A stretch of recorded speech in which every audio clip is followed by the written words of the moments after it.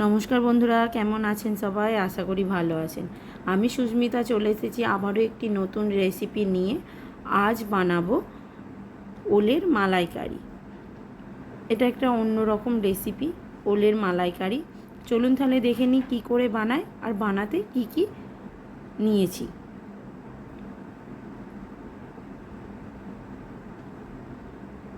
এখানে আমি নিয়েছি জিরে গুঁড়ো, ধনে গুঁড়ো, লঙ্কা গুঁড়ো, হলুদ গুঁড়ো, গোটা গরম মশলা, তেজপাতা আর লঙ্কা, খোয়া ক্ষীর, লবণ, চিনি আর এক বাটি তেল। এখানে আমি ওল আর আলু কেটে ধুয়ে পরিষ্কার করে রেখে দিয়েছি। এখানে আমি কিছু মশলা নিয়েছি, টমেটো, কাঁচা লঙ্কা, কাজু বাদাম, আমন্ড আর চীনা বাদাম। এগুলো আমি বেটে নেব। প্রথমে টমেটো, কাঁচা লঙ্কা আর সব বাদামগুলো দিয়ে দেবো একসঙ্গে, দিয়ে মিক্সিতে পেস্ট করে নেব।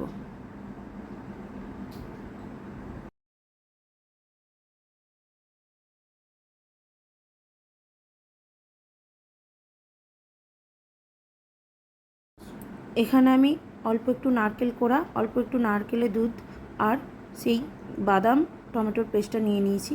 এখানে আমি কড়া বসিয়ে দিয়েছি গ্যাসের ওভেনের মধ্যে। গরম জলের মধ্যে দিয়ে দিচ্ছি ওলটা কিছুক্ষণ ভাপিয়ে নেব লবণ আর হলুদ দিয়ে।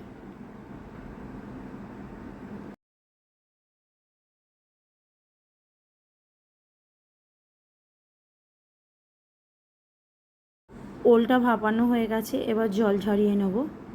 এবার গ্যাসের ওভেনের মধ্যে কড়া বসিয়ে দিয়েছি, কড়াটা গরম হয়ে গেছে, দিয়ে দিচ্ছি কিছুটা পরিমাণ সর্ষের তেল।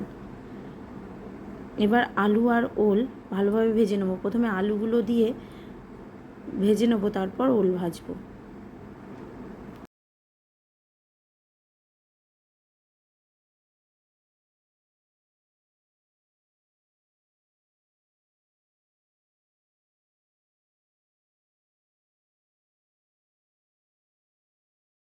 আলুর মধ্যে দিয়ে দিয়েছি হাফ চামচ লবণ। লবণ দিয়ে আলুগুলো ভালোভাবে আবারও ভেজে নেব। আলুগুলো হালকা লাল লাল করে ভাজা হয়ে গেছে, এর মধ্যে দিয়ে দেবো এবার ওল আর আলু আবারও ভালোভাবে ভেজে নেব।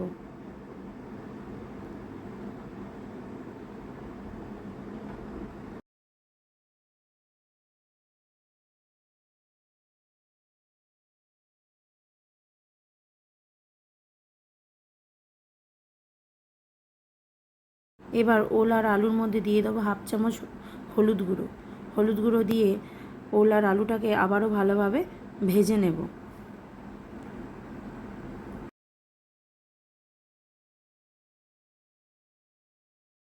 ওল আর আলুটা ভালোভাবে ভাজা হয়ে গেছে, এবার নামিয়ে নেব। নামিয়ে নিয়েছি।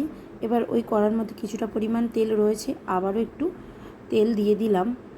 এবার ফোড়নে দেব গোটা লঙ্কা আর একটা তেজপাতা আর গোটা জিরে আর গোটা গরম মশলা।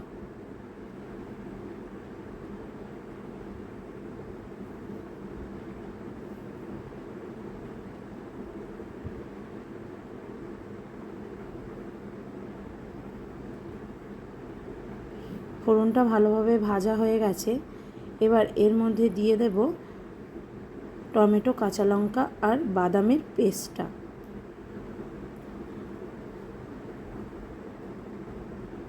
পেস্টটা দিয়ে ভালোভাবে নাড়িয়ে চাড়িয়ে দিয়ে দেব গুঁড়ো মশলাগুলো।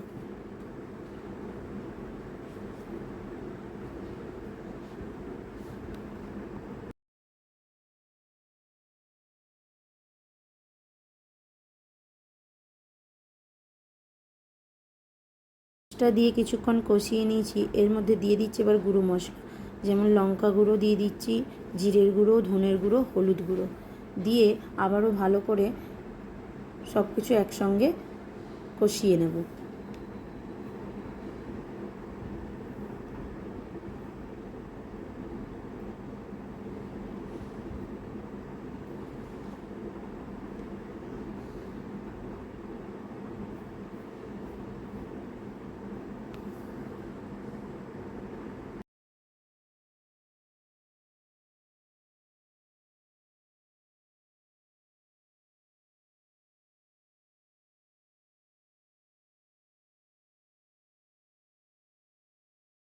কিছু মশলা আমি ভালোভাবে কষিয়ে নিয়েছি। এবার এর মধ্যে দিয়ে দেবো কোরানো নারকেল আর নারকেলের দুধ দিয়ে ভালোভাবে আবারও সব কিছু একসঙ্গে কষিয়ে নেব।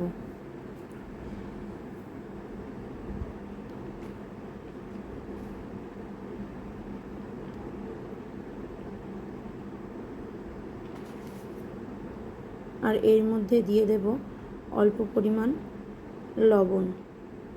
ওল আর আলু ভাজার সময় আমি ওর মধ্যে লবণ দিয়েছিলাম, তাই এর মধ্যে অল্প পরিমাণ লবণ দিচ্ছি, পরে টেস্ট করে আবার দেব। দিয়ে দেবো 1/2 চামচ চিনি।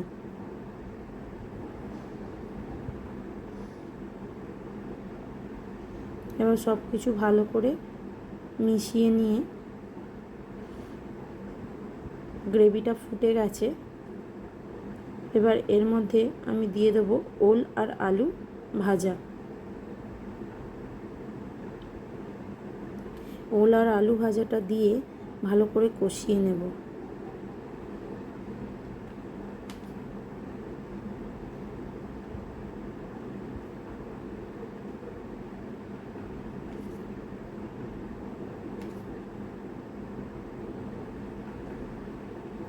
ওল আর আলুটা আমার ভালোভাবে কষিয়ে নেওয়া হয়ে গেছে। দিয়ে দিয়েছি এর মধ্যে পরিমাণ মতো জল। তো এটা আমার দেখানো হয়নি জল দেওয়াটা, তো আপনারা আপনাদের মতো জল দিয়ে দেবেন। আমি একটু শুকনো শুকনো ভাবে করব। তো ঝোলটা ফুটে গেছে, এবার চাপা দিয়ে কিছুক্ষণ হতে দেব। একটু চাপা খুলে দেখব যে হয়েছে কি না। এখনও ওলটা একটু শক্ত রয়েছে, তো আবারও চাপা দিয়ে কিছুক্ষণ হতে দেব।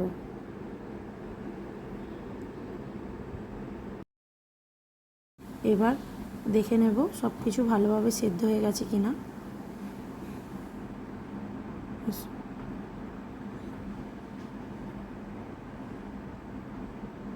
সব কিছু ভালোভাবে সেদ্ধ হয়ে গেছে, তো আমাদের ওলের মালাইকারি হয়েই এসেছে।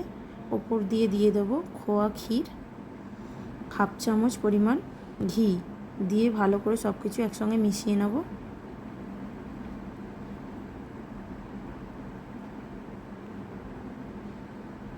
তো আমাদের ওলের মালাইকারি হয়ে গেছে, এবার নামিয়ে নেব। তো বন্ধুরা, যদি রেসিপিটা ভালো লেগে থাকে লাইক, কমেন্ট, শেয়ার আর সাবস্ক্রাইব করতে ভুলবে না কিন্তু। তো আজকের মতো টাটা।